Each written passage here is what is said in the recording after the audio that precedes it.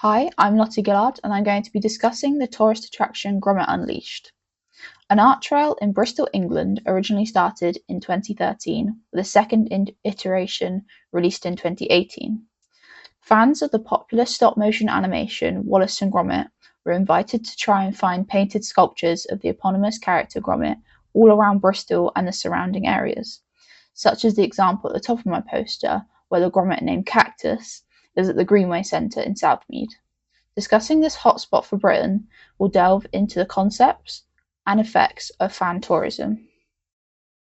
The significance of Bristol for the attraction's location is that Wallace and Gromit is produced there at Aardman Studios. Although the characters were not initially created at Aardman in Bristol, rather at the National Film and Television School in Beaconsfield, where creator and director Nick Park was studying at the time. Bristol is where the production came into fruition, with A Grand Day Out, the first Wallace and Gromit short, released in 1989. Since this release, Wallace and Gromit has been a cultural staple to Bristol and Somerset, almost treated as celebrities. As a Bristolian myself, it is one of the things we are most proud of from our counties, along with the likes of cheddar cheese, cider, and the Wurzels. If we take a look at the picture on the left of the poster, posted on the Grand Appeal Instagram page, depicting a man holding a miniature Gromit statue. This man is dressed as Isambard Kingdom Brunel, a civil engineer renowned in the 19th century as a main driving force in the Industrial Revolution. How this links to Bristol, you may ask? Brunel designed a now majorly significant landmark to the UK, specifically to Bristol and southwest England, the Clifton Suspension Bridge. The bridge, spanning over Avon Gorge, has become a symbol for Bristol, used on promotional materials for the city frequently. As a result, Brunel and his work is famous across the southwest, just like Wallace and Gromit. Therefore, this social media post perfectly encapsulates what Bristol is for its locals, with Gromit also dressed as Brunel and hilariously named Isambard King Dog Brunel. If we circle back to the concept of Wallace and Gromit being treated as celebrities, Aardman definitely leans into this. The release of their latest Wallace and Gromit project at the end of 2024, the feature-length film Vengeance Most Foul, led to many nominations for the film and company, including an Oscar and BAFTA, the latter of which they won for Best Animated Film. Obviously, director Nick Park turned up to these events, but so did Wallace and Gromit. At the bottom of the poster, we can see the small plasticine models wearing suits and bow ties to look the part as they took pictures on their own miniature red carpet. This demonstrated to the world how incredible and creative Aardman are as they captured the world's hearts with their excitement to be nominated for some of the best awards in the industry. Including the characters within the award circuit was an incredible idea on Aardman's part, as it kept them in the spotlight for the announcement for Gromit Unleashed 3 in the summer of 2025, hopefully leading to a more worldwide reach of attendance. Now, Aardman Animations don't do Gromit Unleashed to specifically advertise their company, although it definitely draws attention to them. It is actually a charity event to raise money for Bristol Children's Hospital.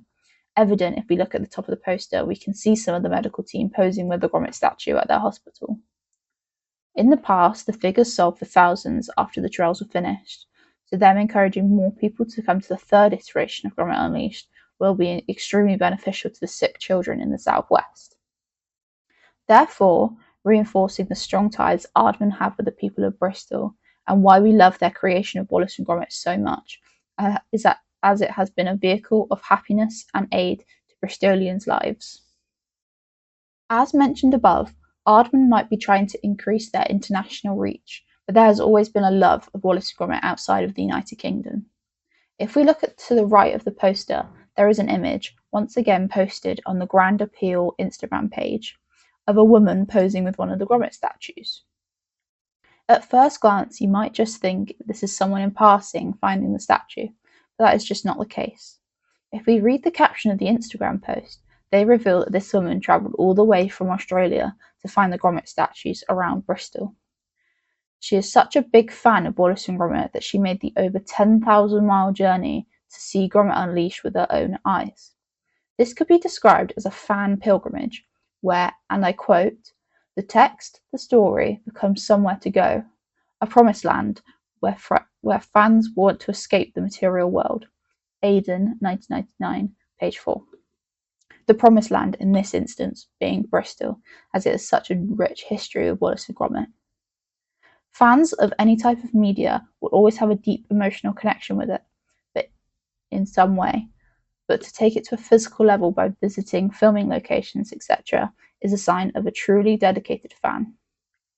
Sandvoss, 2005, page 61, puts it simply as, and I quote, "The physical places of fandoms clearly have an extraordinary importance for fans, evident with the Australian woman travelling over 10,000 miles just to see Gromit statues all over its home of Bristol." Additionally, the caption also mentions that she has already booked her hotel for the summer when Gromit Unleashed 3 is happening, therefore reinforcing the meaningful impact attractions such as Gromit Unleashed can have on fans, as it is one thing to travel over 10,000 miles once, but to do it again before any of it is revealed, showing a deep trust fans have for the project, is another level of fan pilgrimage and loyalty. Another element of Gromit Unleashed that could be interesting to delve into is the souvenir shop. Located in Cribbs Causeway, a shopping centre on the outskirts of Bristol, fans are able to purchase memorabilia of their favourite Wallace and Gromit characters, whether that be the eponymous characters or antagonists such as Preston or Feathers McGraw. More specifically to the Gromit Unleashed sculpture trail, fans could also purchase a range of miniature versions of the trail sculptures to have in their own home, like the one shown in the picture of the man dressed as Isambard Kingdom Brunel. These miniature Gromits, along with seeing the big versions, are both examples of fan collectibles and both linked to this concept of fan pilgrimage. Fans can go on their own pilgrimage through Bristol, taking photos with the sculptures along the way, possibly placing them on social media platforms for their friends to see their journey.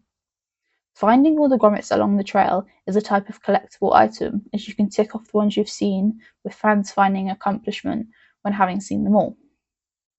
Jerity, 2014, section 4.12, puts it as, and I quote, "The photos taken at each stop of their journey also stand as visual reminders and proof of their geographical race to be bigger and better collectors, and the virtual blog space allows them to share and boast about their achievements." Similarly, fans can do this in an even more physical way by purchasing the miniatures from the shop in Cribbs Causeway as evidence of them taking part in the trail. This could be seen as a more materialistic part of the sculpture trail, as fans would have to purchase these items, but personally I disagree with this sentiment. It actually makes the experience more personal in my opinion, as most people wouldn't buy loads of the miniatures, just a select few depending on their budget. This makes the fans think about which figurine they want the most, possibly choosing the one that they saw during their favourite day or moment during the trip, or one that has a reference to an impactful moment in their life. This careful consideration makes the item special to a lot of fans and will be treasured within their collection, even more so when you realise purchasing and posting your pictures along the trail and of any miniature Gromits bought goes towards the sick children of the Southwest, with proceeds going to Bristol Children's Hospital. Jerity, 2014, section 3.7, once again puts it simply as, and I quote, "The virtual and actual collection not only stands as monument to personal and financial investment, but also becomes imbued with unique memories of the collector's travelling and collecting experiences." Not only do fans get to have experiences linked to their interests, such as the Gromit Unleashed sculpture trail, but it also opens up the opportunity to explore other places. As previously mentioned, Gromit Unleashed takes place in Bristol and the surrounding areas of southwest England. As much as I believe that Gromit Unleashed, or something Wallace and Gromit related, is a cultural staple to visiting the area, there is such a wide variety of other areas and attractions to visit while in Bristol and Somerset. Places such as the Clifton Suspension Bridge, Cheddar Gorge, or our copious amounts of gorgeous coastline make the possibility for tourism and exploration endless. It is beautiful that something as simple as an art sculpture trail of an animated dog can give people these opportunities. For instance, the Australian woman who travelled all the way just to see Gromit Unleashed then had the opportunity to see the rest of the Southwest, somewhere she probably would never have been never had reason to visit. Therefore, we can see another plus side to the attractions such as Gromit Unleashed, as it leads to the boost of tourism in Bristol, but also the surrounding areas in the southwest of England. This all culminates into a concept called fan heterotopia. Geraghty 2014 section 5.5 says that fan heterotopias represent containing real objects from real places in which and through which collectors can access new worlds, meet new people, and travel to different geographic spaces. In conclusion, Gromit Unleashed is an excellent addition to Bristol. Aardman Animation's celebration of creativity in the form of Wallace and Gromit is something that everyone should be proud of, not just Bristolians, as it makes people happy, helps people, and boosts the Southwest's tourism.